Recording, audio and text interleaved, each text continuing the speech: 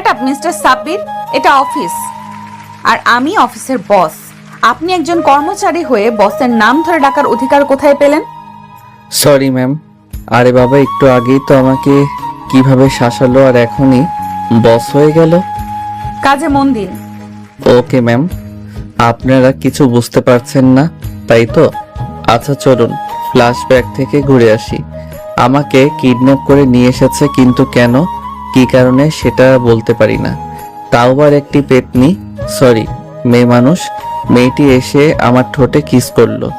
যখন কিস করলো তখন ভালোই লেগেছে, ফার্স্ট টাইম তো, তাই একটু বেশি ভালো লেগেছে। যাই হোক, আমাকে নাকি আরো 2 ঘন্টা এভাবে চেয়ারে বাঁধা অবস্থায় বসে থাকতে হবে। তাই আমি অন্ধকারে পেতনি থুকু মেয়েটাকে উদ্দেশ্য করে বলতে লাগলাম, বইন গো, আমার হাত পা সব ব্যথা করতেছে আর এই অন্ধকারে ভয়ও লাগছে। প্লিজ আমার বাঁধন খুলে দিন, আর বাতি বা লাইট থাকলে জ্বালিয়ে দিন, আমার কষ্ট হচ্ছে। ওই ওই কি বললি? আমি তোর বোন লাগি শালা? তোরে কইলাম হবু বউ লাগি তোর, তাহলে বোন কইলি কেন? হ্যাঁ, ভাবছিলাম লাইটটা জ্বালাবো, কিন্তু তুই আমারে বোন কইছিস না, তাই আর লাইট জ্বালাবো না। থাক 2 ঘন্টা অন্ধকারের মধ্যে। ওকে ওকে, সরি, আর আপনাকে বইন ডাকবো না। তাও লাইটটা জ্বালান প্লিজ। আর আমার হাত পা কিন্তু অনেক ব্যথা করতেছে। আচ্ছা আচ্ছা, যা, তোকে মাফ করে দিলাম। আর যদি জীবনেও আমাকে বোন বলে ডাকিস তাহলে শালা একদম উপরে যাওয়ার টিকিট কেটে দিব। কথাগুলো বলেই মেয়েটা লাইট জ্বালিয়ে দিল। আরে এই মেয়েটাই তো আমাকে কিডন্যাপ করেছে। আচ্ছা তাহলে আপনাকে কি বলে ডাকবো? কেন, বউকে কি বলে ডাকতে হয় তুই জানিস না? বাবু, সোনা, বেবি, আরো কত কি। তবে আমার একটা সুন্দর নামও আছে, চাইলে সেটাও ডাকতে পারিস, মুবাশিরা বিনতে আয়াত। থাক, এত বড় নামে ডাকা লাগবে না তোর কষ্ট করে। মুবাশিরা বা আয়াত যে কোনো একটা বলেই ডাকিস, কেমন? পরিটার কথা শুনে আমার মাথা ঘুরতে লাগলো। বলি কি, এই মেয়ে সেই নাকি আমার বউ? আচ্ছা সবই বুঝলাম, তবে আপনি আমার বউ হলেন কিভাবে? আরে বোকা হইনি এখনো, কিন্তু 2 ঘন্টা পরে হয়ে যাব। মানে 2 ঘন্টা পরে কি হবেন? বউ হব তোর আমি, বুঝলি? এখন চুপ থাকতো, বেশি কথা বলবি না। তোর দিকে তাকিয়ে কথা বললে আমার কেমন জানি লাগে, তাই তো লাইট অফ করে ঘুমিয়েছিলাম। শালা তুই এত হট কেন? হ্যাঁ, খালি উল্টা পাল্টা কথা মনে হয় তোকে দেখলে। তাই তো তোকে বিয়ে করব, তারপর যা হওয়ার হবে। ওরে বাবা, এই মেয়ে বলে কি? মনে করতাম কিডন্যাপ করে পাচার টাচার করে দেই, কিন্তু এ তো ডিরেক্ট বিয়ে করবে। শোনেন শোনেন, আমি আপনাকে বিয়ে করব না। আমার কথা শোনার পরে মেয়েটা আমার কাছে এসে আমার বাঁধন খুলতে লাগলো আর বলতে লাগলো, বিয়ে করবি না? সময় হয়ে গেছে, শোনো, আমাকে বিয়ে করার 5 মিনিট শুধু অপেক্ষা করো। কথাগুলো বলতে বলতে আমার বাঁধন খুলে দিল, কিন্তু ব্যথার কারণে আমি উঠে দাঁড়াতে পারছি না। চেষ্টা করলাম অনেক, কিন্তু বারবার চেয়ারের উপর বসে পড়ি, তাই আর বৃথা দাঁড়ানোর চেষ্টা করলাম না। চেয়ারে বসে রইলাম, কিন্তু মেয়েটা হঠাৎই আমার কোলে বসে পড়ল আর আমার মাথা 2 হাত দিয়ে শক্ত করে ধরে এক টানে তার নরম ঠোঁট দিয়ে আমার ঠোঁটে ডুবিয়ে দিল। ঘটনার আকস্মিকতায় আমি স্তব্ধ হয়ে গেলাম। আমি আর নড়াচড়া করতে পারতেছি না, শুধু একটা ঘোর কাজ করতে শুরু করলো আমার ভেতর। দরজায় ঠক ঠক আওয়াজে আমার ঘোর কাটলো। মেয়েটা আমায় ছেড়ে দিয়ে দরজার কাছে গিয়ে দরজাটা খুলে দিল। দেখলাম শালা দুপুরে সেই কিডন্যাপার গুলো প্রত্যেকের কাছে 2-3টা করে শপিং ব্যাগ, একটা মোটা ব্যাটা আমার কাছে আসলো আর বলতে লাগলো, দুলা ভাই, এই নেন পাঞ্জাবি, টুপি সব আছে, এগুলা পরে রেডি হয়ে নেন, আর কিছু সময়ের ভেতর কাজেই আয়া পড়বো। আজব তো, আমি কেন এগুলো পরবো? আমার এই কথা শুনে মেয়েটা আমার কাছে আসলো আর সবগুলোরে উদ্দেশ্য করে বলতে লাগলো, দোস্তরা একটু বাইরে যা তো, আমি তোদের দুলা ভাইয়ের একটু ডোজ দিয়ে রেডি করে আনছি। আর হ্যাঁ, 10 মিনিটের মধ্যে কাজই নিয়ে আসবি। ভাই গো ভাই, আমি তো মাইনকার চিপাই ফাইসা গেছি। ওই মেয়ার আপনার একটা বুদ্ধি দেন তো, এই মেয়ের হাত থেকে কেমনে বাঁচবো? আরে আরে কি করছেন কি আপনি? ছাড়ুন আমায়। না, ছাড়বো না। আর আমাদের তো কিছু সময় পরে বিয়ে হবে, তাই না? তারপর তো তারপর কি? হ্যাঁ, ন্যাকা কিছু বোঝে না। বিয়ের পর বউ বরের মধ্যে যা হয় তাই হবে। আল্লাহ গো, এই মেয়ে তো লজ্জা শরমের মাথা খেয়ে ফেলছে, মুখে দেখে কিছুই আটকায় না। ছি ছি, এসব কি বলেন আপনি? ঠিক তখনই দরজাটা খুলে গেল আর পরীটা আমায় ছেড়ে দিল।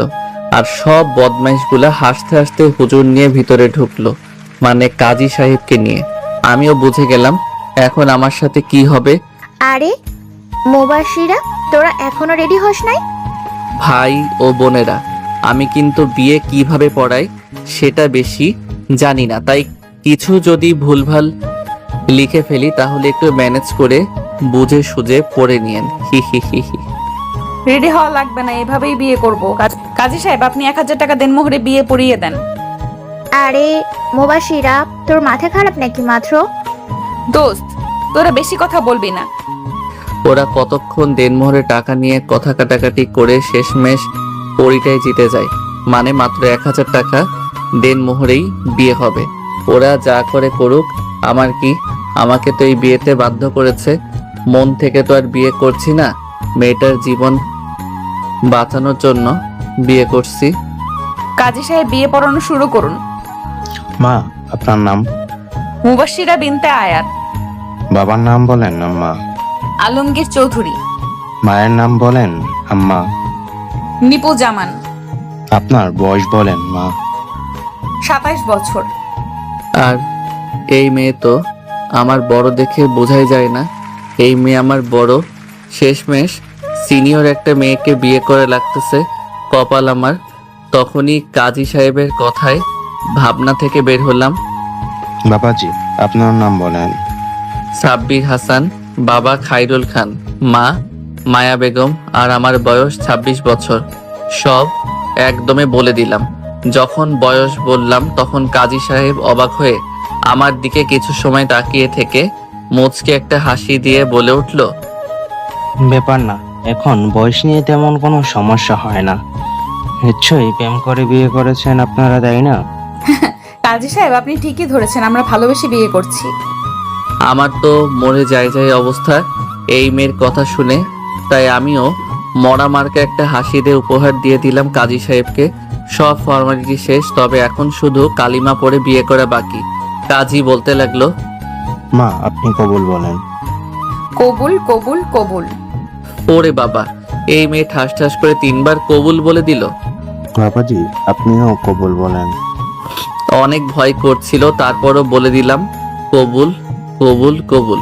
আমি 3 বার কবুল বলার সাথে সাথে মুবাশিরা জোরে চিৎকার দিয়ে আমায় জড়িয়ে ধরলো। ইয়াহু, কলিজা, আমি আজকে অনেক খুশি। অবশেষে কালিমা পড়ে আমাদের বিয়েটা হয়ে গেল। কাজী সাহেব দোয়া করে চলে গেলেন। আমি চুপচাপ বসে থাকলাম। তখন একজন বলে উঠল, ভাইয়া সরি, তবে এটা বলতে পারি আপনি কখনোই আমার এই পাগলি বোনের কাছ থেকে কষ্ট পাবেন না। ও একটু জেদি আর রাগী হলেও অনেক ভালো একটা মেয়ে। আপনারা সুখী হবেন, আমি নিশ্চিত। ভাইয়া, আপনি সবকিছু ভুলে গিয়ে নতুন একটা জীবন শুরু করেন। আমি জবাবে শুধু হ্যাঁ বললাম।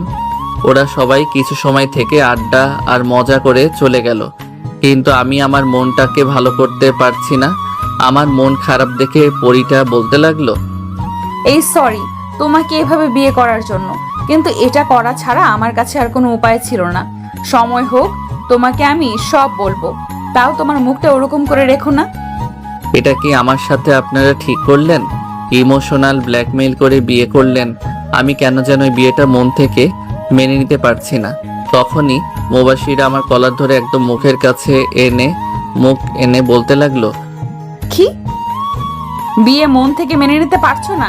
এই তোমার সমস্যাটা কি? হ্যাঁ, তোমার কি কোনো গার্লফ্রেন্ড আছে? না, আমার এমন কেউ নেই, তারপরও আমি এই বিয়েটা মানতে পারছি না। আমি অত কিছু জানি না, আমি আমার অধিকার চাই। আর এই রাত নিয়ে আমার অনেক স্বপ্ন ছিল। বিয়েটা অস্বাভাবিকভাবে হলেও প্লিজ আমার স্বপ্ন দেখাগুলো নষ্ট করে দিও না। আমাকে সময় দিতে হবে। সারা জীবন সময় পাবে, কিন্তু আমি আজকে রাত নিয়ে দেখার স্বপ্ন কখনো বিফল হতে দিব না। ভাই রে ভাই, আর কোনো কথাই বলতে দিল না। আমাকে জড়িয়ে ধরে বেডের উপর শুয়ে পড়ল আর বলতে লাগলো, চুপ, একদম চুপ। এতদিন ধরে আমি আমার সতীত্বকে হেফাজত করে রেখেছি, খুব খুব যত্নে আমি আমার সতীত্ব আগলে রেখেছি, যে এটা আমার স্বামীর অধিকার। আমি আমার সতীত্বটা এই পবিত্র রাতে স্বামীকে উপহার দিব। বেশি কথা বলবা না, আমাকে আমার মতো আদর করতে দাও। মুবাশিরা এখন আর নিজের মধ্যে নেই। এখন সে পুরোপুরিভাবে আমার অস্তিত্বের ভিতর চলে গিয়েছে। সে এখন শুধু ভালোবাসা পেতে চায়। মুবাশিরা আমাকে তার মন মতো কিস করেই যাচ্ছে। পরিটার এমন স্পর্শকাতর ছোঁয়া পেয়ে নিজেকে সামলানো অনেক কঠিন হয়ে পড়েছে। পারলাম না আর তার ভালোবাসা থেকে দূরে থাকতে। সায় দিতে থাকলাম আমিও। বাকিটা হাঁস থেকে পাতিহাঁস হয়ে ইতিহাস হয়ে গিয়েছে, তাই আর বললাম না। সকালে ঘুম থেকে উঠে দেখি পরিটা আমায় তার শাড়ির আঁচল দিয়ে আমার হাত বেঁধে রেখেছে, কিন্তু কিছু করার নাই। এই মায়ার বাঁধনটা খুলে আমি এখন পরিটাকে একা করে চলে যাব। যতই পাগলামি করে আমাকে বিয়ে করেছে, তারপরও তো সে আমারই অর্ধাঙ্গিনী, আমার বউ হয়। একটু কষ্ট হলেও পাগলিটাকে এখন একা করে আমি চলে যাব। আস্তে আস্তে আঁচলের বাঁধনটা খুলে ধীরে ধীরে বেড থেকে নামলাম। পাশে দেখতে পেলাম আমার ব্যাগ থেকে কাগজ আর কলম বের করে একটা চিঠি লিখলাম। চিঠিটায় একটা ভাঁজ দিয়ে পাগড়িটার আশেপাশে এক জায়গায় রেখে দিয়ে পরিটার কপালে ভালোবাসার স্পর্শ দিয়ে বেরিয়ে পড়লাম। রাস্তায় বেরিয়ে দেখি 2 তলা একটা বাড়িতে আমাকে পরিটা কিডন্যাপ করে এনে এইসব কাণ্ড করলো। সিলেটে আমি এর আগে 2 বার এসেছিলাম ঘুরতে, তাই মোটামুটি এই শহরটা চিনি, কিন্তু এখন আমার একটা থাকার জন্য বাসা দরকার। এখন বাজে সকাল 9টা। চলে আসলাম মেইন রোডে একটা সিএনজি নিয়ে। সিলেট শহর থেকে গ্রামের দিকে চলে আসলাম, কারণ এই গ্রামটা আমার অনেকটা পরিচিত। অনেক খোঁজাখুঁজির পর থাকার মতো একটা বাসা পেলাম। আর এখন বাজে বিকাল 4টা। সারাদিন কিছুই পেটে পড়ে নাই, তাই বাজারের দিকে হাঁটা দিলাম। এটিএম বুথ থেকে 20,000 টাকা তুলে নিলাম আর হোটেল থেকে খাওয়া দাওয়া করে বাজার আর দরকারি কিছু জিনিসপত্র কিনে একটা ভ্যানে করে বাসায় আসলাম। রাতে অল্প কিছু রান্না করে খেয়ে তাড়াতাড়ি ঘুমিয়ে গেলাম। কারণ হলো চাকরির খোঁজে বের হতে হবে। অ্যালার্মের শব্দে ঘুম ভাঙলো আমার। ফ্রেশ হয়ে কাগজপত্র নিয়ে রেডি হয়ে বাহির থেকে নাস্তা করে চাকরির সন্ধানে বেরিয়ে পড়লাম। একটা অফিসের ভিতরে ঢুকে ইন্টারভিউর জন্য সিরিয়ালে বসে পড়লাম। Serial number 45। তাই চোখ বুজে একটু দোয়া দরুদ পড়তে লাগলাম। তখনই কারোর ডাক পড়লো। Hello sir, hello hello. চোখ খুলে দেখি মধ্যবয়সী একজন লোক। জি, আমাকে বলছেন? হোম, আপনাকেই বলছি। স্যার আপনাকে ডাকছেন। আমার সিরিয়াল তো এখনো 45 জন পরে। অত কিছু জানি না, স্যার আপনাকে ডেকে পাঠিয়েছেন। আচ্ছা চলুন। পিয়ন আমাকে স্যারের রুমের কাছে দিয়ে চলে গেল। স্যার আসবো? আসো আসো, বসো এখানে। তারপর স্যার কাকে যেন কল দিল আর বলতে লাগলো, আরে মামুনি, জামাই বাবাকে তো পেয়ে গিয়েছি, সে এখন তোমার অফিসেই আছে। তা মামুনি, তোমার তো পছন্দ আছে, পুরাই হীরার টুকরা একটা ছেলে, দেখতে হিরোদের থেকে কম না। কলের ওপাশ থেকে কি বলছে শোনা যাচ্ছে না, তবে স্যারের কথা কিছুই বুঝতে পারলাম না। স্যার আবার ওপাশের মানুষটার সাথে কথা বলতে লাগলো। ওকে আম্মু, তুমি চিন্তা করো না, আমি এদিকটা দেখছি। আর কাল থেকে তুমি অফিসে বসবে, এবার খুশি তো? স্যার আরো কিছু সময় কথা বলে কল কেটে দিল আর আমাকে বলতে লাগলো, ওকে, তোমার কাগজ দাও, আর 10 মিনিট ওয়েট করো, আমি আসছি। স্যার কথাগুলো বলেই চলে গেল। আর আমি পাগলিটার কথা ভাবতে লাগলাম। মেয়েটা আমাকে কত বিশ্বাস করে, আর আমি তাকে একা ছেড়ে চলে আসলাম। হয়তো অনেক কান্না করছে। ভাবতে ভাবতে কখন যে স্যার চলে আসছে টেরি পাইনি। তখনই স্যারের ডাকে ভাবনা থেকে বের হলাম। আরে ঘুমিয়ে গেলে নাকি? মানে না স্যার। এ নাও, এটাতে সাইন করে দাও। এটা অফিসের চুক্তিনামা। তোমার চাকরিটা হয়ে গিয়েছে। কাল থেকে তোমার জয়েনিং আর তোমার বেতন 45,000 টাকা। স্যারের কথাই শুনে আর বেতনের কথা শুনে খুশি হয়ে গেলাম। আর স্যারের দেওয়া পেপার না দেখেই সাইন করে দিলাম। চুক্তি নামাটা পড়লে না সাইন করে দিলে? ওকে, ভালো, আর পড়া লাগবে না। কাল থেকে তুমি আমার মেয়ের পার্সোনাল সেক্রেটারি। আর কাল থেকে আমি আর এই চেয়ারে বসবো না। আমার মেয়ে কাল থেকে সবকিছু দেখাশোনা করবে। আমার আজকে এই অফিসে শেষ দিন। আর হ্যাঁ, কালকে খুব তাড়াতাড়ি চলে আসো অফিসে। কেমন? তো কাল দেখা হতেও পারে, আবার নাও হতে পারে। স্যারের সাথে কথা বলে বাসার উদ্দেশ্যে রওনা দিলাম। বাসায় এসে খুব বেশি মনটা খারাপ হয়ে গেল। পাগলিটার পাগলামিগুলো খুব করে মনে পড়তে লাগলো। পরিটাকে আমিও ভালোবাসি, কিন্তু আমি আমার এই অসময়ে তাকে আমার কাছে রাখতে চাই না। তাই তো একা রেখেই চলে এসেছি। একটু ভালো লাগছে না। আমি মেয়েটার বিশ্বাস নিয়ে খেললাম। চোখটা বুঝলেই মেয়েটার মায়াবী মুখটা ভেসে উঠছে। দিনটা কেটে গেল আমার পাগলিটার কথা ভেবে ভেবে। রাতে হালকা কিছু খেয়ে ঘুমিয়ে গেলাম। অ্যালার্মের শব্দে ঘুম থেকে উঠে রেডি হয়ে বাহির থেকে নাস্তা করে অফিসের দিকে হাঁটা দিলাম। মেইন রোডে এসে একটা রিক্সাও পাচ্ছি না, তাই হেঁটেই অফিসে যেতে লাগলাম। অফিসের ঘড়ির দিকে তাকিয়ে দেখি 10 মিনিট লেট। হায় আল্লাহ, প্রথম দিনই লেট। তখনই পিয়ন আসলো আর বলতে লাগলো, স্যার, ম্যাম আপনাকে ডাকছে। ওকে, আপনি যান, আমি দেখা করে আসছি। স্যার, দেখা করে আসতে হবে না। আপনার ডেস্ক ম্যামের কেবিনেই দেওয়া হয়েছে, আপনি সেখানেই বসবেন। আমি পিয়নের কথায় তেমন কিছু মনে করলাম না, কারণ আমি তো ম্যামের পার্সোনাল সেক্রেটারি। হয়তো সেই সুবাদে পাশাপাশি আমার ডেস্ক দিয়েছে। গিয়ে দেখি ম্যাম উল্টো দিক হয়ে বসে আছে। আসবো ম্যাম? কামিং, বসুন বসুন। আপনার অপেক্ষায় ছিলাম মিস্টার সাব্বির হাসান। কণ্ঠটা বেশি না, খুব বেশি চেনা মনে হলো। ভয়ে ভয়ে বসে পড়লাম চেয়ার টেনে। আর যখন ম্যাম আমার দিকে ঘুরলো, তখনই আমার ভয়টাই সত্যি হয়ে গেল। আপনারা যেটা ভেবেছেন সেটাই। আমি অবাক নয়নে মুবাশশিরার দিকে তাকিয়ে আছি। মুবাশশিরা মুচকি একটা হাসি দিয়ে বলতে লাগলো, তা কেমন আছেন সাব্বির সাহেব? আরে আপনি এভাবে চোখ বড় বড় করে তাকিয়ে আছেন কেন? আমি যেই না একটা দৌড় দিব, তখনই মুবাশশিরা বলে উঠলো, লাভ নেই দৌড় দিয়ে, দরজা অটোমেটিক লক হয়ে গিয়েছে। ট্রাই করে দেখতে পারো, খুলবে না। আমি দরজা অনেক টানাটানি করেও খুলতে পারলাম না। বেশি টানাটানি না করে চেয়ারে বসে পড়ো। তাই আর দরজা খোলার চেষ্টা না করে চুপচাপ মুবাশশিরার সামনে মাথা নিচু করে বসে পড়লাম। তখনই মুবাশশিরা চেয়ার থেকে উঠে এসে আমার কলার ধরে বলতে লাগলো, এই, তুই ভেবেছিলি আমার কাছ থেকে পালিয়ে বেঁচে যাবি? যাই হোক, আমি চেয়েছিলাম তোকে ভালোবেসে আগলে রাখবো, কিন্তু তুই আমার কথার মূল্য দিতে পারলি না। তাই তোকে এমন কষ্ট দিব যে ভাবতেও পারবি না। মানে আসলে মুবাশশিরা, তুমি আমার কথাটা একটু শোনো। চুপ, একদম চুপ। তুই বেশি কথা বলবি না। আমি তোর কোনো কথাই আমি শুনবো না। তুই শুধু আমার কথা শুনবি। শুনবো না আমি তোমার কথা? শুনবে না? ভালো তো, এটা পড়ে দেখো যাবে। আর তারপর আমার কথা শুনবে নাকি শুনবে না সেটা তোমার বিষয়। আমাকে ছেড়ে দিয়ে একটা কাগজ দিল। আমি কাগজটা পড়তে লাগলাম। কাগজে লেখা ছিল, 5 বছর পূর্বে চাকরি থেকে অবসর নিতে পারবো না। আর যদি নিজ ইচ্ছায় চাকরি ছেড়ে দিতে হয় তাহলে 80 লক্ষ টাকা জরিমানা দিয়ে চাকরি ছাড়তে হবে। 2, আমাকে যখন যেটা আদেশ দেওয়া হবে আমি সেটা করতে বাধ্য থাকিব। 3, অফিসে লেট করে আসা যাবে না। আর যদি এই সবগুলো বিষয় মানতে না পারি তাহলে 10 বছর জেল হবে। আমি এই বিষয়গুলো মাথায় রেখে স্বইচ্ছায় মেনে নিলাম। আর নিচে আমার দেওয়া সাইন পেপারটা পড়ে আমি মুবাশশিরার দিকে করুণ চাহনিতে তাকালাম।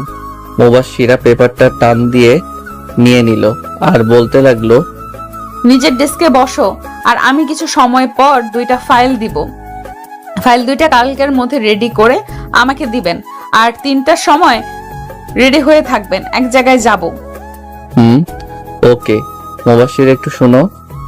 শাট আপ মিস্টার সাব্বির, এটা অফিস আর আমি আপনার বস। আপনি একজন কর্মচারী হয়ে বসের নাম ধরে ডাকার অধিকার কোথায় পেলেন?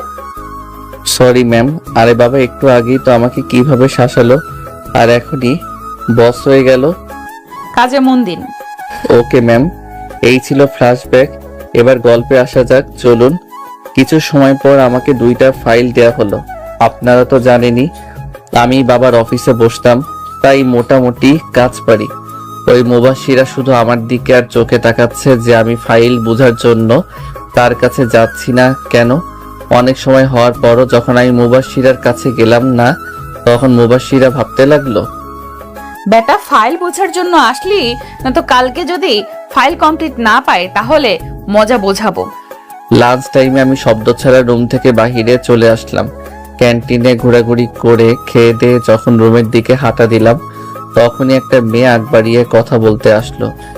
হাই, আমি তানিশা। আপনি? হ্যালো, আমি সাব্বির হাসান। নতুন নাকি? ম্যামের পার্সোনাল সেক্রেটারি। ওহ, ভালো তো। আমরা কি ভালো বন্ধু হতে পারি? তখনই ঝড়ের বেগে কোথা থেকে যেন মুবাশিরা এসে হাজির আর বলতে লাগলো, ও হ্যালো, লাঞ্চ টাইম শেষ আর এটা কাজের জায়গা, ফ্রেন্ডশিপ করার না।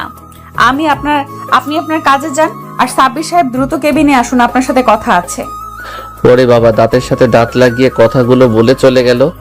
আমিও পিছন পিছন গেলাম। কেবিনে ঢোকার সাথে সাথে সজোরে দরজাটা লাগিয়ে দিল আর আমার কলার ধরে টেনে সোফায় ধাক্কা দিয়ে বসিয়ে দিল আর তার এক হাত বাড়িয়ে দিয়ে বলতে লাগলো, ধরছিস না কেন? হটটা ধর। ও ধরবি কিভাবে? ওই মেয়েটাকে ডেকে আনি, তুই ওই মেয়েটার হাত ধরে বসে থাক, কেমন? আর আজ বিয়ের 3 দিন চলে, তুই কখনো কি নিজ ইচ্ছায় আমাকে স্পর্শ করেছিস? করবি কি করে? আমাকে তো তোর ভালোই লাগে না। নিজের বউকে কেন ভালো লাগবে? অন্য মেয়েদের সাথে খুব হাসি খুশি হয়ে কথা বলিস, কই আমার সাথে তো সবসময় মুখটাকে বাংলার পাঁচের মতো করে রাখিস। হ্যাঁ, পরিটার ধমক খেয়ে সাথে সাথে খপ করে তার হাতটা হালকাভাবে ধরে আছি। এমন ভাবে ধরেছিস মনে হচ্ছে তোর কষ্ট হচ্ছে। শক্ত করে ধরো আমার হাত, আর এটা তোর শাস্তি। আজ অফিস শেষ হওয়া পর্যন্ত তুই আমার হাত ধরে রাখবি। পাগলিটার হাত ধরে বলতে লাগলাম, মুবাশিরা, তুমি আমার কথা চুপচাপ শুনো, তাহলে তোমার সব ভুল ধারণা ভেঙে যাবে। চুপ।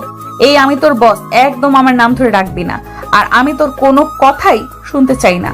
চুপচাপ আমার হাত ধরে বসে থাকবি। নিজের বেলায় বউয়ের অধিকার খাটাবে আর আমার বেলায় সে আমার বস। মাইনকার চিপাই এমন ফাঁসা ফাঁসছি, বের হওয়াই কঠিন হয়ে গিয়েছে। ওইদিকে মহারানী নিঃশব্দে কান্না করছে আর নাক টানছে। তাই আমি পরিটার চোখের পানি মুছে দিয়ে বুকের সাথে চেপে ধরলাম। তখনই আমার পেটে কয়েকটা ঘুষি মেরে শোক করে জড়িয়ে ধরলো আর বলতে লাগলো, তো তুই অনেক পচা। আজ থেকে তুই কোনো মেয়ের দিকে তাকাবি না। আর কথা বলা তো দূরের কথা, তোকে যদি আর একবার অন্য কোনো মেয়ের সাথে কথা বলতে দেখি, তাহলে আমি তোকে খুন করে তারপর নিজেও আত্মহত্যা করে মরে যাব। পরিটার গালে 2 হাত দিয়ে আমার মুখোমুখি করে বললাম, আচ্ছা বউ, তুমি চিঠিটা পড়েছিলে? কোন চিঠি? আমি তোমার কাছ থেকে আসার আগে একটা চিঠি লিখে তোমার আশেপাশে রেখে আসছিলাম, সেটা কি পড়েছিলে? ওই আমি তো কোনো চিঠিই পাইনি। তুমি আমার কাছে চলে আসার পর অনেক কান্না করেছি। যখন আমার ঘুম ভাঙলো আর তোমাকে আমার পাশে দেখতে না পেয়ে আমি তো, আমার পুরো দুনিয়াটাই অন্ধকার হয়ে আসছিল। আমার মাথায় কাজ করা বন্ধ করে দিয়েছিল। সাথে সাথে বাবাকে ফোন দিয়ে সব বলি আর তোমার ছবি বাবাকে সেন্ড করে দেই। বাবা প্রথমে অনেক বকা দিয়েছিল যে কেন আমি তোমাকে এভাবে বিয়ে করেছি। পরে আমার মুখের দিকে তাকিয়ে বলে তোমাকে নাকি খুঁজে এনে দিবে। ও তাই তো বলি, কোনো ইন্টারভিউ ছাড়াই আমাকে চাকরি দিল আর চুক্তিনামায় সই করিয়ে নিল তোমার বাবা কৌশলে। আমি বলেছিলাম চুক্তিনামায় সাইন করিয়ে দিতে। তুমি যখন অফিসে ইন্টারভিউ দিতে আসো তখন বাবা সিসিটিভিতে তোমাকে দেখে আর আমাকে কল করে বলে, তাই আমি বাবাকে বুদ্ধি দেই চুক্তিনামার। সমস্যা নেই, তুমি এখন বাসায় গিয়ে চিঠিটা পড়বে, তারপর আমায় যা শাস্তি দেওয়ার দিও, আমি মাথা পেতে নিব তোমার দেওয়া শাস্তি। কি লেখা আছে চিঠিতে? তুমি নিজেই পড়ে দেখবে, কেমন? চলো তাহলে ওই বাসায় চলো, চিঠিটা পড়বো আমি। আমি আর পাগলিটা বেরিয়ে পড়লাম অজানা সেই চিঠির উদ্দেশ্যে। বাড়িটার সামনে দাঁড়িয়ে আছি। পাগলিটা এখনো হাতটা ছাড়তে দেয়নি আমায়। হাত ধরে বাড়ির ভিতরে প্রবেশ করলাম। দোতলায় উঠে গিয়ে আমি তো অবাকের চরম পর্যায়ে চলে গেলাম। ঝটকাটা খেলাম খাবার টেবিল দেখে। হরেক রকমের খাবার সাজানো হয়েছে। সার্ভেন্টরা রান্নাঘর থেকে আরো খাবার আনছে। কি হলো, দাঁড়িয়ে পড়লে কেন? চলো। খাবার টেবিলের সামনে এসে শ্বশুর সাহেবকে সালাম দিলাম। আসসালামু আলাইকুম স্যার। কেমন আছেন? হয়েছে হয়েছে, আর স্যার বলতে হবে না। জামাই বাবা বলে ডাকবে, কেমন? জি বাবা। আচ্ছা, এখন আর কথা না, খাবার পরে সব কথা হবে। বসো বাবা, দাঁড়িয়ে আছো কেন? মুবাসিরা, জামাইকে চেয়ার টেনে বসিয়ে দাও। মুবাশিরা চেয়ার টেনে বসিয়ে দিয়ে নিজেও পাশে বসে পড়ল আর শাশুড়ি আম্মা খাবার সার্ভ করতে লাগলো। খাচ্ছি এমন সময় শাশুড়ি আম্মা বলে উঠল, আরে বাবা, খাচ্ছ না কেন? এটা তো তোমারই বাড়ি, তাই না? লজ্জা পাওয়ার কোনো দরকার নেই। এই নাও, গরুর কালা ভুনাটা খেয়ে দেখো তো কেমন হয়েছে। ভাই গো, আমার অবস্থা টাইট। আমি যতই বলি আম্মার আর লাগবে না, তখনই শ্বশুর মশাই বলে, আর বাবা, তুমি তো কিছুই খেলে না। মুবাসিরার মা, জামাইকে দই দাও। দই শেষ হলে পায়েসটা দিও। আমি খেতে পারছি না আর, আমার অবস্থা একেবারে নাজেহাল। আমার এই অবস্থা দেখে মহারানী মিট মিট করে হাসছে। আমার জন্মের শিক্ষা হয়ে গিয়েছে আজ জামাই আদর পেয়ে। আপনারা একটা বিয়ে করুন, তারপর বুঝবেন জামাই আদর কাকে বলে। খাবারের সাথে অনেক যুদ্ধ করার পর মুক্তি পেলাম। মুবাশিরা রুমে এসে বেডের উপর ধপাস করে শুয়ে পড়লাম, আর মহারানী দরজা লাগিয়ে আমাকে শক্ত করে জড়িয়ে ধরে আমার পাশে শুয়ে পড়লো আর বলতে লাগলো, খাবার টেবিলে তোমার মুখটা দেখার মতো হয়েছিল। আহা, তোমাকে তখন কি অসহায় লাগছিল না? তোমার উপর তখন আমার অনেক মায়া হচ্ছিল। আহা, ভালো মজা নিল। আমারও সময় আসবে। আমার জীবনে কখনো এত খাবার খাইনি। হয়েছে হয়েছে, আর বলা লাগবে না। আচ্ছা চলো, আমরা আজকে একটু ঘুরে আসি। আমার পক্ষে এখন সম্ভব না, কালকে যাব। এখন আমি অনেক ক্লান্ত। ঘুরতে যাব না আর, কিন্তু আমার এখন একটা জিনিস করতে মন চাচ্ছে। কথাটা একটু বাঁকা হাসি দিয়ে বলল, কি করতে মন চাচ্ছে? করে দেখাই, কেমন? না ভেবেই বলে দিলাম, আচ্ছা দেখাও। অনুমতি পাওয়ার সাথে সাথে লিপ কিস করে বসলো। আমার চোখ বড় বড় হয়ে গেল, শরীরে তো এক প্রকার কারেন্ট বয়ে গেল। আমি রেসপন্স করছি না দেখে আমার চুল টেনে ধরলো। তারপর আমিও রেসপন্স দিতে লাগলাম, আর পরিটা যেন কন্ট্রোল হারিয়ে ফেলছে। তাই আমি নিজেকে ছাড়িয়ে নিলাম, আর এটাই আমার জন্য বিপদ হয়ে দাঁড়ালো। ওই কুত্তা, কি হলো? সরে গেলি কেন? এখন এসব না, পরে। ঠিক আছে পরি। না না, শুধু কিস করব, অন্য কিছু করব না। বলেই আবার কিস করতে লাগলো। জানি হাজারো বলে কিছু হবে না, পাইছি একটা রোমান্টিক বউ। পরের দিন খুব সকালে অনেক বুঝিয়ে তারপর ভাড়া বাসায় আসি, আর ফ্রেশ হয়ে রেডি হয়ে অফিসে চলে গেলাম। পরিটা এখনো আসে নাই। আমি কেবিনে বসে বসে ফাইলগুলো ঠিক করছিলাম, তখনই দরজা খুলে মুবাশিরা কেবিনে প্রবেশ করলো। ভিলেন মার্কে একটা হাসি দিয়ে বলতে লাগলো, সাব্বির, কালকের ফাইলগুলো কি কমপ্লিট হয়েছে? আজ লাঞ্চের পরে মিটিং আছে। আর একটু আছে, 10 মিনিটের মতো লাগবে। তখন মুবাশিরা অবাক হয়ে বলতে লাগলো, তুমি এই ফাইলগুলো কমপ্লিট করে ফেলেছো, কিভাবে সম্ভব? তুমি না নতুন জয়েন করেছো, আর তোমাকে তো কোনো কাজও বুঝিয়ে দেওয়া হয়নি। তাহলে তুমি এত তাড়াতাড়ি ফাইলগুলো কমপ্লিট করলে কিভাবে? এটা ম্যাজিক, বুঝলেন পরি? শাট আপ, এটা বাসা না, অফিস। ম্যাম বলে ডাকবে।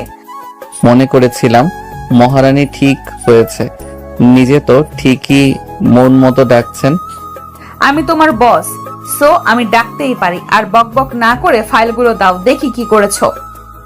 10 মিনিট পরে ফাইলগুলো ভালোভাবে দেখে পাগলিটার কাছে নিয়ে গেলাম। ফাইলগুলো উল্টো পাল্টে দেখলো আর চোখে তাকিয়ে বলতে লাগলো, মিটিং এর জন্য প্রিপারেশন নাও, তোমাকে উপস্থাপন করতে হবে। মুখটা গোমরা করে বললাম, ওকে ম্যাম। মনে মনে প্রিপারেশন নিচ্ছিলাম, তখনই পরিটা ওর চেয়ার থেকে উঠে এসে আমার গলা জড়িয়ে ধরে আমার কোলের উপর বসে পড়লো। তাই আমিও ভাব দেখিয়ে বললাম, আরে আরে ম্যাম, কি করছেন? ছাড়ুন, কেউ এসে পড়বে। চুপ, একদম চুপ। দরজা লক করা আছে, কেউ পারমিশন ছাড়া আসতে পারবে না। আর এত বক বক করো কেন? হ্যাঁ, আমি তোমার বস, সো যা ইচ্ছা তাই করব, কিন্তু তুমি চুপচাপ বসে থাকবে। এখন কথা বন্ধ করে একটা কিস করো তো। পারবো না কিস টিস করতে, আমার অনেক কাজ বাকি আছে। এই, তোর কি চুক্তি নামার কথা ভুলে গিয়েছিস? যা বলছি তাই কর।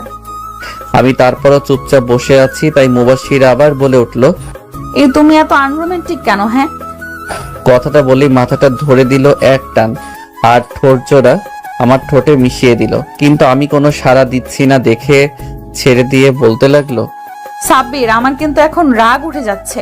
থাক। বলেই আমাকে ছেড়ে দিয়ে উঠে গিয়ে নিজের চেয়ারে গিয়ে বসে পড়লো আর রাগে ফুঁসতে লাগলো। এই রে একটু বেশি করে ফেলে। আমি উঠে গিয়ে আরেকটা চেয়ার টেনে বসে পড়লাম আর পরিটাকে আমার দিকে ঘুরিয়ে দিলাম। আর তখন বলতে লাগলো, এখানে আসছিস কেন? তোর না অনেক কাজ পড়ে আছে? যা গিয়ে তোর কাজ কর, যা বলছি। আমি কানে ধরে বললাম, সরি ম্যাম, আপনার যত সময় আমাকে আদর করতে মন চাই করুন, আমি আর বাধা দিব না। তখনই মুবাশিরা হেসে দিয়ে বলতে লাগলো, শয়তান ছ্যামড়া, আমার কান ধরেছিস কেন? আমি আর কিছু না বলে পরিটার হাত ধরে একটানে আমার কোলে নিয়ে আসলাম আর শক্ত করে জড়িয়ে ধরলাম। মুবাশিরা আমার বুকে কিল ঘুষি মারতে মারতে বলতে লাগলো, ছাড় শয়তান, এখন ভালোবাসা উতলায় উঠছে না? তখন তো পটকা মাছের মতো ফুলেছিলি। আমি আর মুবাশিরাকে কথা বলতে না দিয়ে ওর শাড়ির ভিতর হাত দিয়ে পেটে স্লাইড করতে লাগলাম। সাথে ওর নড়াচড়া বন্ধ হয়ে গেল আর চোখ বুজে নিল। আমার ছোঁয়া পেয়ে পরিটা কেঁপে কেঁপে উঠছিল। হঠাৎই আমার কলার ধরে টান দিয়ে ঠোঁট জোড়া এক করে দিল। কত সময় ছিলাম মনে নাই, হঠাৎ মোবাইলের চিৎকার শুনতে পেলাম। আমার মনে চাচ্ছে এখন এই ফোনটাকে আছাড় মেরে হাত পা ভেঙে হসপিটাল পাঠিয়ে দেই। এমন সময় কেউ কল দেয়? পরি, কল আমার আসে নাই, কল আসছে তোমার। দেখো টেবিলের উপর ফোনটা কিভাবে কান্না করছে।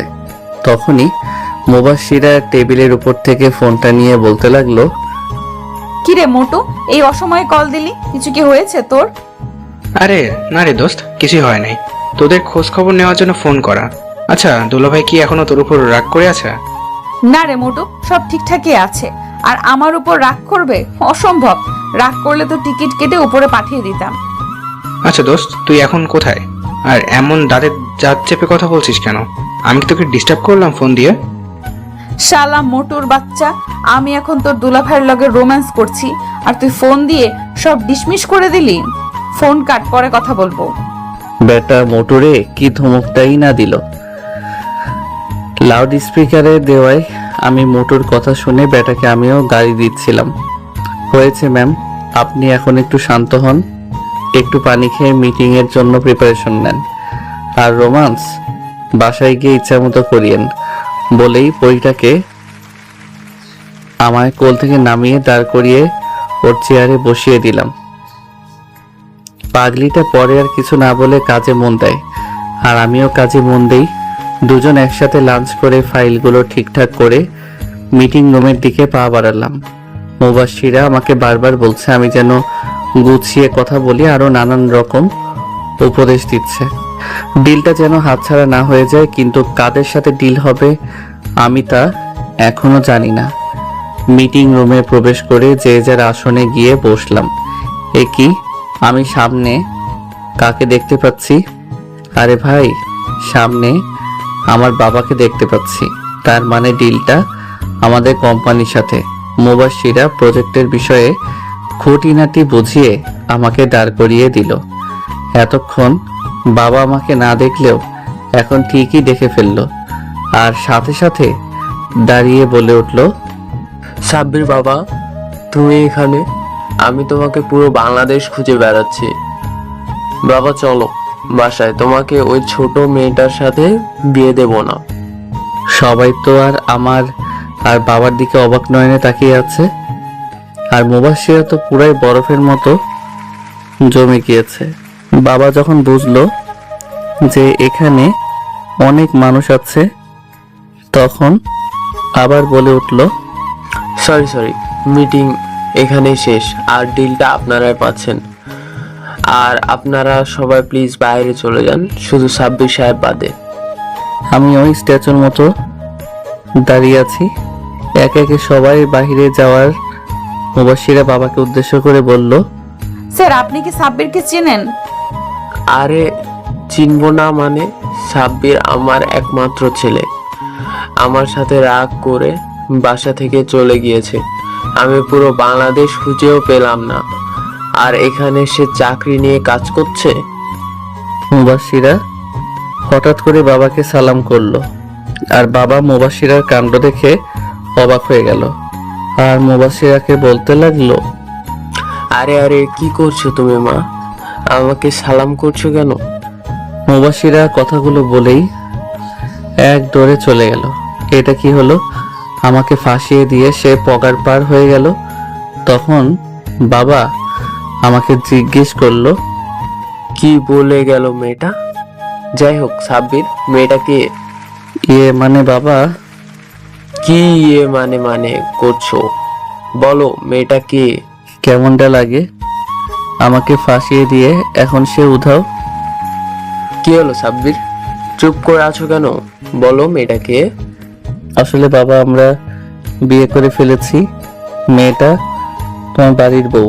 কথাগুলো শোনার পর বাবা কিছু সময় চুপ থেকে বলে উঠলো, 2 দিনের মধ্যে বৌমা তোমাকে যেন বাড়িতে দেখতে পাই। জাস্ট 2 দিন। যা বাবা। আমার আর কোনো কথাই শুনলো না, হন হন করে চলে গেল। আমি পাশ থেকে পানির বোতলটা নিয়ে ঢক ঢক করে পুরো 250 মিলি সাবার করে দিলাম। ও মা! মিটিং রুম থেকে বাহিরে এসে অবাক না হয়ে আর পারলাম না, কারণ মুবাশিরার বাবা আর আমার বাবা দুজনের সাথে কথা বলছে। তাই আমি আর সেখানে গেলাম না। মিটিং রুমের দরজার সামনেই দাঁড়িয়ে দাঁড়িয়ে তাদের কাণ্ড কারখানা দেখতে লাগলাম। তখনই মুবাশিরা ট্রেতে করে 2 মগ কফি নিয়ে আসলো। শ্বশুর মশাইয়ের বাবাকে নিজ হাতে কফি সার্ভ করলো আর ভদ্রমের মতো বাবার পাশে দাঁড়িয়ে রইল। তখন বাবা মুবাশিরাকে তার পাশে বসিয়ে মাথায় হাত বুলিয়ে দিতে লাগলো। তাদের মাঝে কি কথা হচ্ছে তা আমি শুনতে পাচ্ছি না, তাই আমাদেরকেও বলতে পারছি না। এইদিকে মহারানী দেখি লজ্জায় লাল হয়ে মাথা নিচু করে বসে আছে। তখন আমার মাথায়ও একটা শয়তানি বুদ্ধি আসলো। আমি আমার ফোনটা বের করে একটা মেসেজ দিলাম, কি মহারানী বাবার সামনে তো লজ্জায় লাল নীল হচ্ছ, আর আমার সামনে আসলে তো। তখনই মুবাশিরার ফোনে টুং করে শব্দ হলো, আর এদিক ওদিক তাকিয়ে আমাকে দেখে টুপ করে চোখ মেরে দিল। কি মেরে বাবা, আমার সামনে একটু লজ্জা পাই না। তখনই আমার ফোনটাও টুং করে বেজে উঠলো। তাকিয়ে দেখি পরীটা মেসেজ দিয়েছে, আর মেসেজে লেখা আছে, বাসায় যাই, রাতে তোমায় মজা দেখাবো। এটা কি হলো? উল্টো আমি ফেসে গেলাম। তখন দেখি বাবা আর শ্বশুর মশাই কোলাকুলি করছে, আর মুবাশিরা দাঁড়িয়ে দাঁড়িয়ে দেখছে, আর বাবা কোলাকুলি করে শ্বশুর মশাইয়ের সাথে হাত মিলিয়ে এদিক ওদিক চাওয়াচাই করতে লাগলো। তখনই মুবাশিরা বাবাকে যেন বলে আমার দিকে দৌড়ে আসতে লাগলো, আর আমার সামনে এসেই বলা শুরু করলো, চলো বাবা, তোমাকে ডাকছেন, কি যেন বলবে। আমি শুকনো একটা ঢোক গিলে সামনের দিকে যেতে লাগলাম। বাবা সামনে গিয়ে চুপচাপ দাঁড়িয়ে রইলাম। তখন বাবা গম্ভীর কণ্ঠে বলতে লাগলো, রেডি থেকো, পরশু তোমাকে আর মুবাশিরাকে নিতে আসা হবে। একা যাওয়ার দরকার নেই, আমি এখন আসি, অনেক কাজ বাকি আছে আমার এখনো। কথাগুলো বলেই হন হন করে বেরিয়ে গেল অফিস থেকে। তখন শ্বশুর মশাই বলতে লাগলো, আরে ছেলে দেখি ভয় পাচ্ছে, ভয় পাওয়ার কি আছে, এখানে যাও, বাসায় যাও, দুজনে ফ্রেশ হয়ে সবকিছুর প্ল্যানিং করো। আমাকে কিছু বলতে না দিয়ে মুবাশিরা আমার হাত ধরে টানতে টানতে নিয়ে আসতে লাগলো, আর শ্বশুর মশাইকে বলতে লাগলো, আচ্ছা বাবা, তুমি এই দিকটা দেখো, আর সবাইকে ইনভাইট করে তাড়াতাড়ি চলে আসো বাসায়।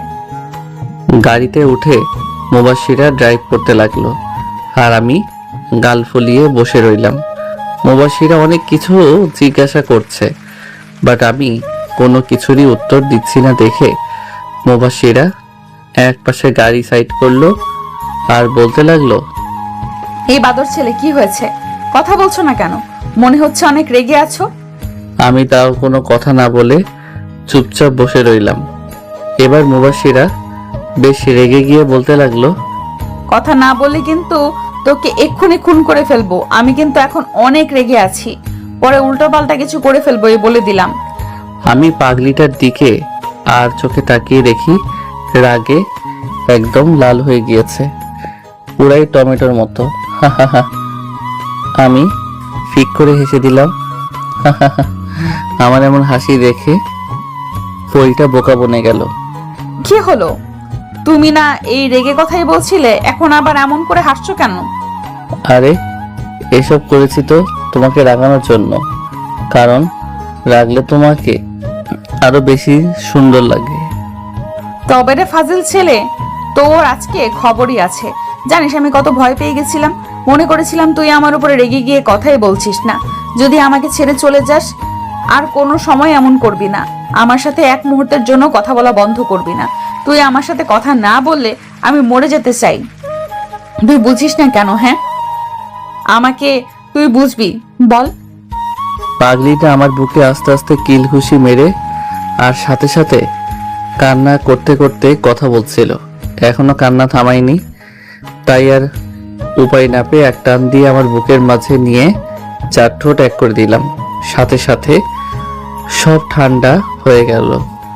জানি পইটাকে ঠান্ডা করতে হলে এটাই করা লাগবে। কিছু সময় পর ছেড়ে দিলাম আর দেখি মহারানী লজ্জা পাচ্ছে। লজ্জা পেয়ে কথা বলা বন্ধ করে দিয়ে মাথা নিচু করে বসে আছে। এই প্রথম আমার কাছে এমন লজ্জা পাচ্ছে পরিটা।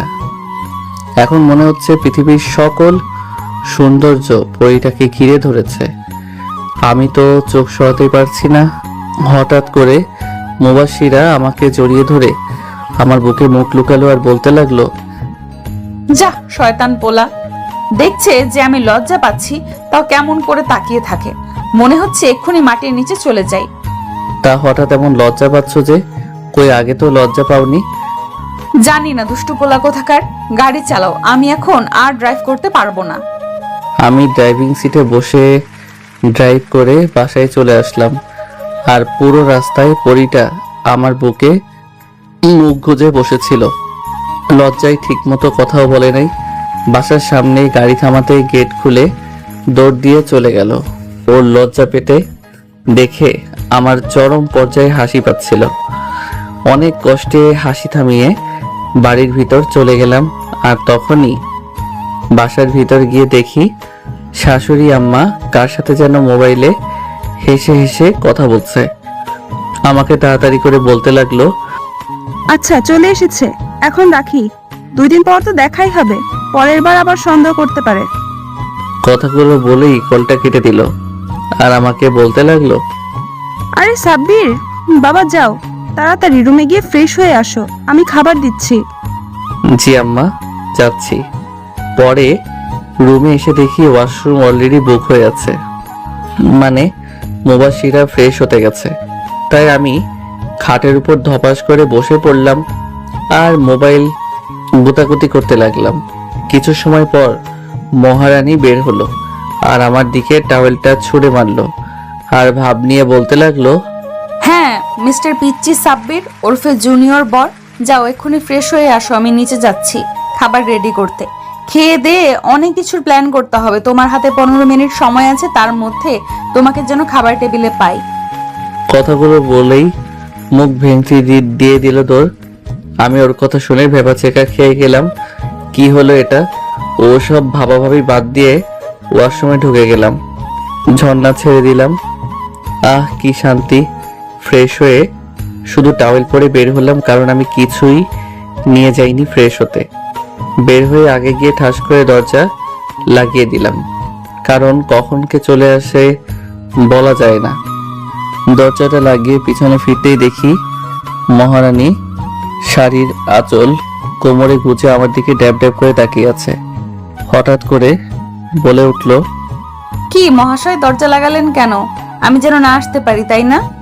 কই না তো, এমনি লাগালাম, হি হি হি। এমনি নাকি? আমি ভালো করেই জানি আমার জন্যই দরজা লাগিয়েছো। বের হও বলছি। লজ্জা করছে না তোমার? আমার তো লজ্জা করছে। যাও, আমি জামা কাপড় পরে আসছি। কেন লজ্জা করবে? আমি তো আমার বরকে দেখেছি, অন্য কাউকে তো আর দেখছি না। এইদিকে আমি ওর দিকে তাকিয়ে দেখি বইটা বেশ লজ্জা পাচ্ছে। লজ্জায় মুখটা একদম লাল হয়ে গেছে। তারপরও আমার সাথে জোর করে ঝগড়া করছে কি মেয়েরে বাবা, তাই একটু ভাবলাম ফাইজলামি করি।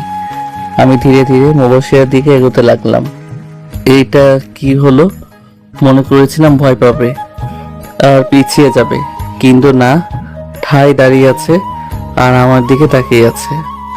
আমি পরিটার একদম কাছে চলে আসছি, আমার মুখটা ওর মুখের সামনে নিয়ে যেতে লাগলাম। তখনই মুবাশিরা চোখ বন্ধ করে ফেললো, ওর ঠোঁট জোড়া কাঁপছে। আমি কিছু সময় ওর দিকে তাকিয়ে থেকে মুচকি একটা হাসি দিয়ে পাশ কাটিয়ে জামা কাপড় পরতে লাগলাম। আর ওইদিকে মহারানী ঠাই দাঁড়িয়েই আছে। আমি কিছু করছি না দেখে আস্তে আস্তে চোখ খুললো আর আমাকে সামনে পেল না, পিছনে তাকিয়ে দেখে আমি শার্ট প্যান্ট পরে দাঁড়িয়ে আছি। এটা কি হলো?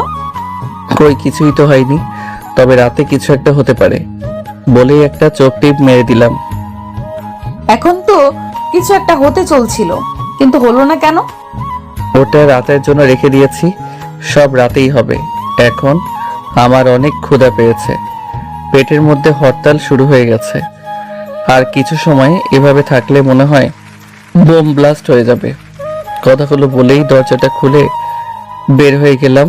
আর মহারানী তো আমারে গালি দিয়ে 14 গোষ্ঠী উদ্ধার করছে। শালা শয়তান পোলা, এইভাবে ধোকা দিয়ে গেল। কিসটা করলে কি এমন হতো? না না, কিস করে নাই, ভালোই করছে।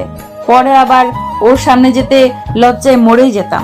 আমি কিস করলে তো কোনো লজ্জা লাগে না, আর বেটা খারুসটা কিস করলে রাজ্যের লজ্জা আমায় ঘিরে ধরে। থাক, এখন থেকে আমি কিস করব পিচ্চিটাকে, ওকে আর কিস করতে দিব না, তাহলে আর লজ্জায় পড়তে হবে না। যাই, আমার অনেক ক্ষুধা লাগছে। আমি খাবার টেবিলে বসে বসে খাচ্ছি আর শাশুড়ি আম্মা আমাকে এটা রেখে ওটা দিচ্ছে। বা এমন ভাবে খেতে থাকলে 10 দিনের মধ্যে ইয়া বড় ভুঁড়ি হয়ে যাবে। তখনই দেখি মুবাশিরা আমার পাশে চেয়ার টেনে বসলো আর শাশুড়ি আম্মাকে বলতে লাগলো, মাম্মি খাবার দাও তো, অনেক ক্ষুধা লাগছে। নিজে নিয়ে খা। এটা কি হলো আম্মু? তুমি তো আমার জামাইকে বেশ বেড়ে বেড়ে বেড়ে খাওয়াচ্ছ, আর আমাকে বলছো নিজে নিয়ে খেতে। ব্যাপারটা কি বলো তো? ওরা মা মেয়ে তো তুমুল ঝগড়া শুরু করে দিয়েছে আর আমি মুখ টিপে হাসছি আর চুপচাপ খেয়ে যাচ্ছি। আমি খাওয়া দাওয়া শেষ করে সোফায় বসে পড়লাম। কিছু সময় আগেই শাশুড়ি মা মুবাশিরার সাথে ঝগড়া করে চলে গেছেন, আর এদিকে মহারানী রাগ করে গাল ফুলিয়ে বসে আছেন। খাবার নাড়াচাড়া করছে কিন্তু খাচ্ছে না, কিছু একটা ভাবছে হয়তো। তাই আমি বসা থেকে উঠে গিয়ে প্লেটটা টান দিয়ে নিয়ে নিলাম। মুবাশিরা কিছু একটা বলবে তার আগে আমি ওর মুখে খাবার দিয়ে দিলাম। মুবাশিরা আমার এমন কাণ্ডে খাবার মুখে রেখে আমার দিকে তাকিয়ে আছে। তখন আমি ইশারায় খেতে বললাম, সেও ভদ্র মেয়ের মতো খাবার খেয়ে নিল। তারপর আবার কিছু একটা বলতে যাবে, তখনই আরেক লোক ওর মুখের মধ্যে দিয়ে দিলাম। এইরকম করে সবটুকু খাবার আমি পরিটাকে খাইয়ে দিলাম, একটা কথা বলারও সুযোগ দেয়নি।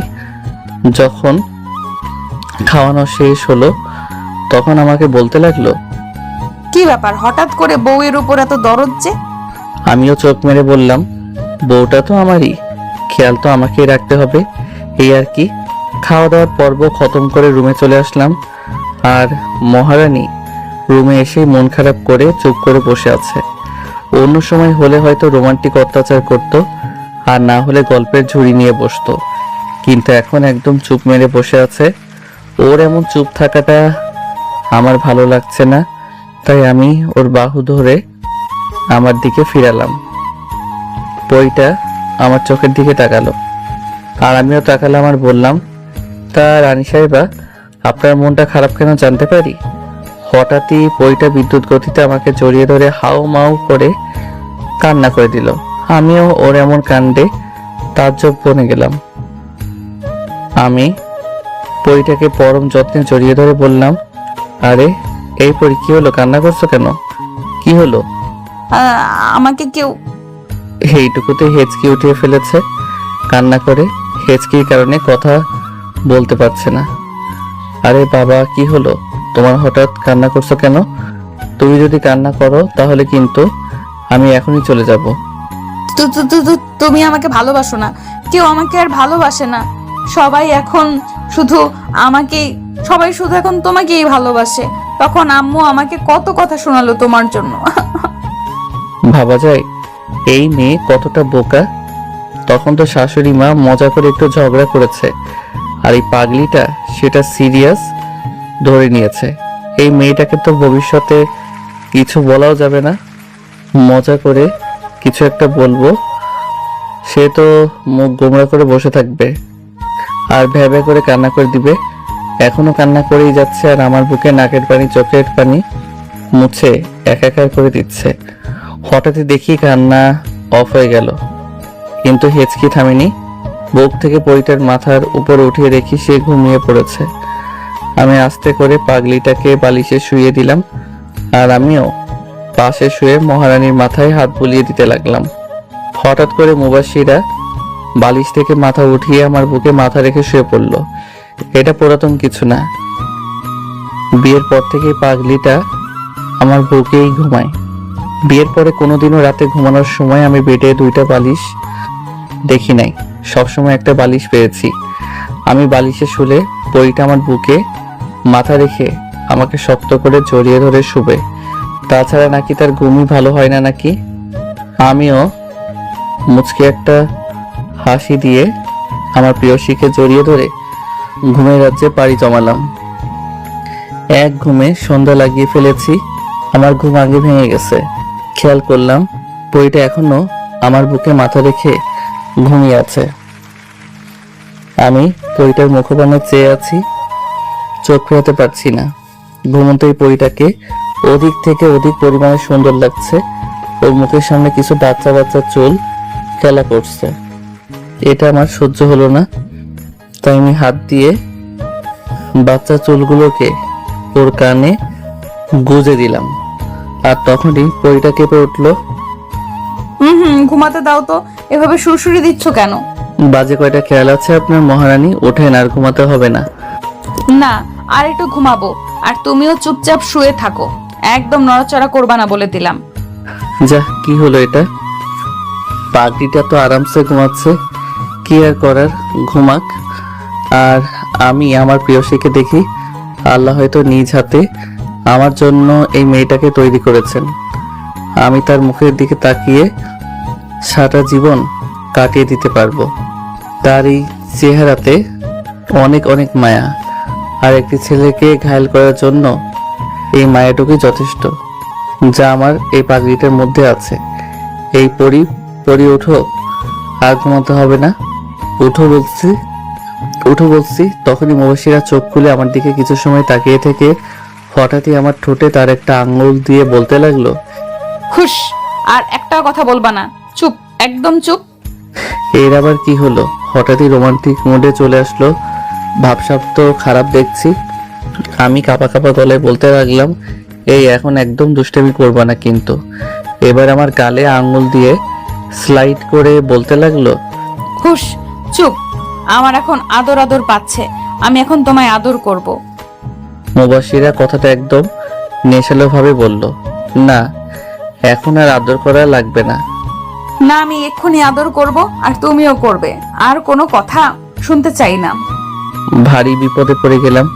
এই মেয়েটার মাঝে মধ্যে কি যে হয়, হঠাৎ করেই রোমান্টিক অত্যাচার শুরু করে দেয়। এইভাবে যদি অত্যাচার করে তাহলে তো নিজেকে সামলানোই দেয়। হঠাৎ করেই পাগলিটা আমার মাথার পিছনে হাত দিয়ে এক টান দিয়ে তার মুখের সামনে আমার মুখ নিয়ে আসলো, আর ফিসফিস করে বলতে লাগলো, তোমাকে অনেক ভালোবাসি, আর জীবনের থেকেও বেশি ভালোবাসি। ওর গরম নিঃশ্বাস আমার মুখে পড়ছে, আর নিজেকে সামলে রাখতে পারলাম না। পাগলিটাকে এক টান দিয়ে নিজের সাথে মিশিয়ে নিলাম, আর ওর কানের কাছে মুখ নিয়ে বলতে লাগলাম, আমাকে এত ভালোবাসো কেন?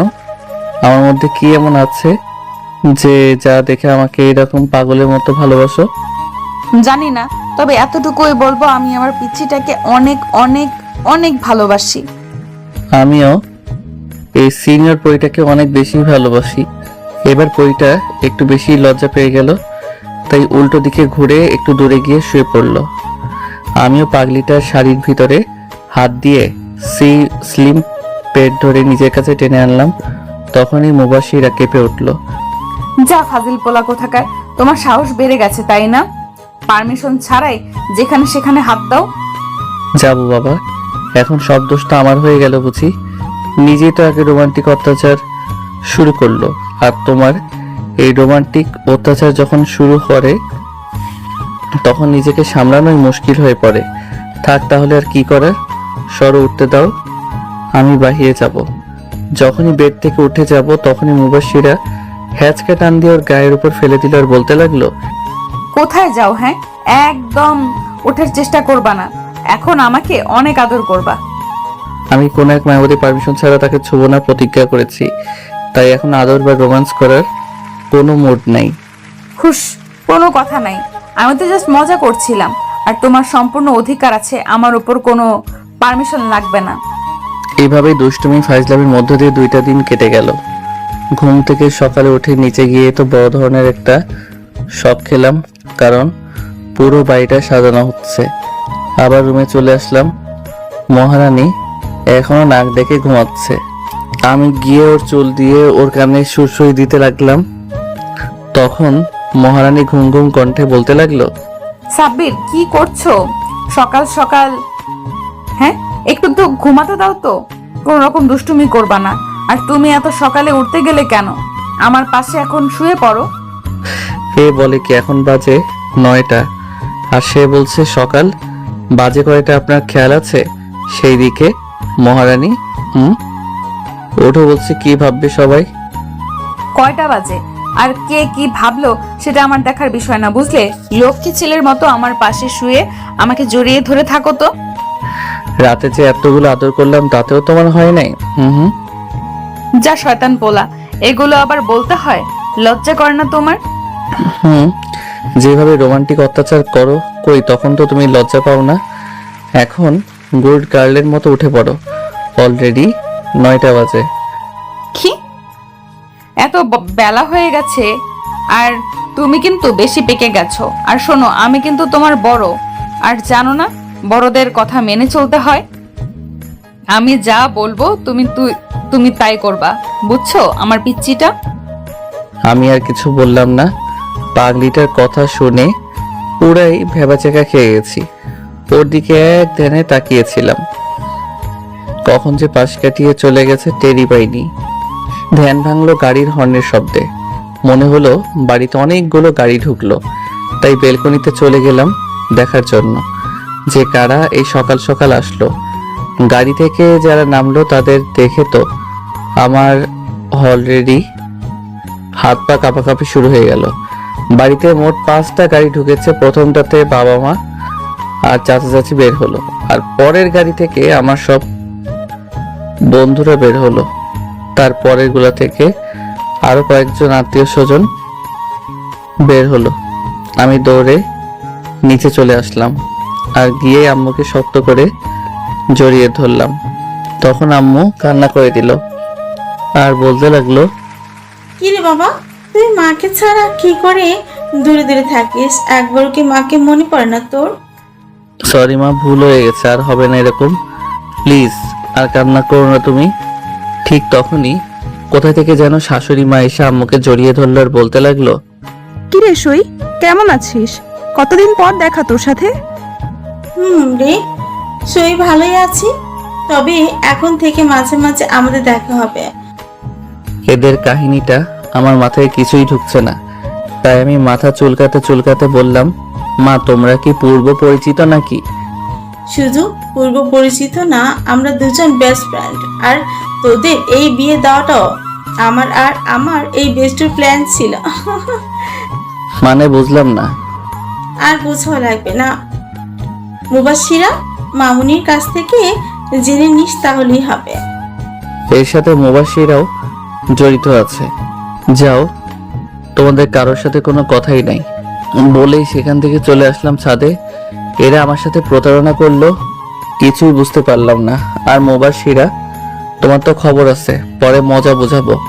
ছাদে এসে কোনো লাভ হলো না, কারণ আমার সবগুলো ফাজিল বন্ধুরা বসে বসে আড্ডা দিচ্ছিল, আর আমাকে দেখা মাত্রই সবগুলো ঘিরে ধরলো। ওদের সাথে আড্ডা দিচ্ছিলাম তখনই নিচ থেকে ডাক পড়লো, তাই সবাই চলে গেলাম।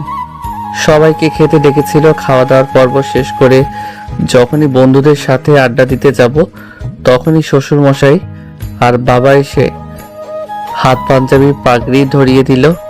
আমাদের যেন বয়সে সাজিয়ে দেওয়া হয়। হঠাৎ করে মুবাশশিরার কথা মনে পড়ে গেল।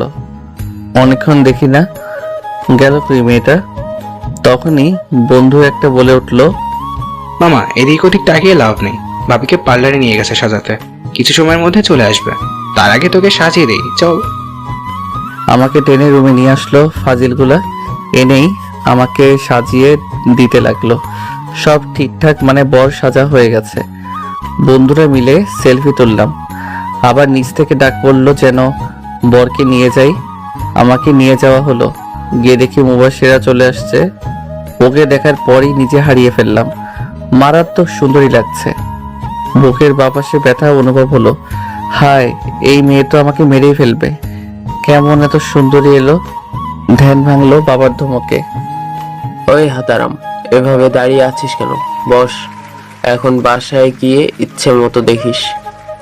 বাবার কথায় সবাই হেসে দিল, আর আমি কিছুটা লজ্জা পেলাম।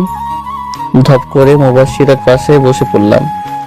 আজকে আবারও কাজী সাহেব আসছে আমাদের বিয়ে পড়াতে। বাহ, কি কপাল আমার! 2 বার বিয়ে করলাম আমি। হি হি হি হি হি। সবকিছু ঠিকঠাক ভাবেই হয়ে গেল। আর আমি এখন বাসর ঘরে যাওয়ার জন্য প্রস্তুতি নিচ্ছি। ভয় হচ্ছে, কারণ এখন বাজে রাত 2টা। শালার হারামি বন্ধুগুলোর কাছ থেকে ছাড়া পাইছি মাত্র। আর এত রাতে বাসর ঘরে ঢুকলে মুবাশশিরা নিশ্চয়ই আমাকে আর আস্ত রাখবে না। কি আর করার, বাইরে মশা কামড়াচ্ছে, তাই আপনাদের দেওয়া 1 ইঞ্চি লম্বা সাহস নিয়ে পা টিপে টিপে বাসর ঘরে ঢুকে গেলাম। যে দরজাটা লাগাতে যাব তখনই মুবাশশিরা বাঘিনীর মতো গর্জন দিয়ে বলতে লাগলো, বের হ রুম থেকে। এখন আসছিস কেন? রাতটা শেষ হয়ে গেলেই তো আসতে পারতি। বজ্জাত ছেলে কোথাকার! আর 1 পা সামনে দিবি না, সোজা রুম থেকে বাহির হয়ে যাবি। বাবারে, এর এই রূপ দেখে সেই লেভেলের ভয় পেয়ে গেলাম। তাই ভদ্র ছেলের মতো বাহিরে চলে যেতে লাগলাম। তখনই পিছন থেকে আবার আওয়াজ আসলো, দেখো কাণ্ড, আবার বাহিরে যাচ্ছে। একের তো রাত 2টায় আসছে, আবার ঢ্যাং ঢ্যাং করে বাহিরে যাচ্ছে। এই হাদারাম, কই যাচ্ছিস? আয় বলছি, দরজাটা লাগা। নিজেই বাহিরে যেতে বলে আর বাহিরে গেলেও দোষ। চুপচাপ দরজা লাগিয়ে দাঁড়িয়ে রইলাম। তখনই মুবাশশিরা ধমক দিয়ে বলতে লাগলো, কি হলো? ওখানে সং হয়ে দাঁড়িয়ে আছো কেন? কাছে আসো আর আমার ঘোমটা খোলো। যাক বাবা, রাতটা হয়তো কমেছে। তাই আমিও লাফিয়ে লাফিয়ে গিয়ে বেডের উপর বসে আস্তে আস্তে মুবাশশিরার ঘুমটা তুলে দিলাম। দেখি মহারানী লজ্জায় লাল হয়ে যাচ্ছে, কিন্তু হঠাৎ করে আমার কলার ধরে বলতে লাগলো, এই বেটা লাল ইঁদুর হাদারাম, কোথায় ছিলি এতক্ষণ? হ্যাঁ, আমি যে তোর জন্য এখানে বসে বসে অপেক্ষা করছি, সেটা কি তুই ভুলে গিয়েছিলি? হ্যাঁ। হঠাৎই ওর এমন রূপ দেখে আবারও ভয় পেয়ে গেলাম আর কাপা কাপা গলায় বলতে গেলাম, আসলে আর বন্ধুরা আমাকে ছাড়ছিল না, তাই আসতে এত লেট হয়ে গেল। চুপ, একটুও বাজে বকবি না। এখন যা চুপচাপ সোফায় গিয়ে ঘুমিয়ে পড়। কি আর করার, লক্ষ্মী ছেলে মতো উঠে সোফায় গিয়ে শুয়ে পড়লাম। তখনই মুবাশশিরা চিৎকার দিয়ে বলতে লাগলো, ওই তোকে যেতে বলেছি বলে তুই যাবি? হ্যাঁ, লাইট অফ করে বেডে আয়, পাগল একটা। এক দৌড়ে গিয়ে লাইট অফ করে দিয়ে বেডের কাছে চলে আসলাম। আর তখনই মুবাশশিরা আমাকে টান দিয়ে বেডে ফেলে দিল আর আমার উপর চড়ে বসলো। ওর মুখটা আমার মুখের সামনে